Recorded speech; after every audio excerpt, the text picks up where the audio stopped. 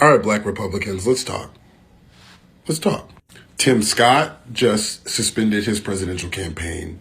Daniel Cameron, who was running for governor in Kentucky, just lost.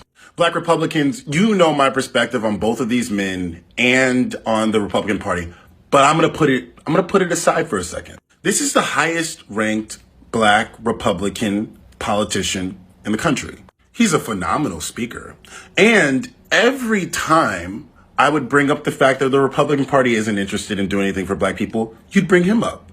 And you'd say, what about the opportunity zones? Which created an incentive to invest in lower developed areas, oftentimes Black and brown areas, which I appreciated the opportunity zones. You were always so adamant to tell me how incredible this man's resume was as a Black Republican politician.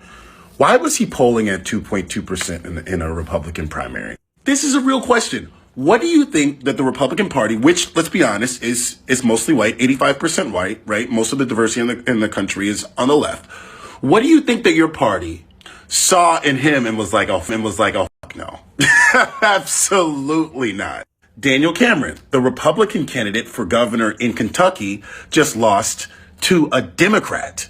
For anybody who doesn't know anything about the politics of Kentucky, finding a Republican in Kentucky is like finding a trust fund at a Taylor Swift concert. How does a Democrat beat a Republican for governor? And not just any Republican. This man was endorsed by Trump, your favorite. Andy Beshear, the Democrat that he lost to, is like a staunch defender of abortion rights. Black Republicans, he also would have been Kentucky's first Black governor. And the first Black governor in America post-Reconstruction. What did Republicans not see? What made them stay home?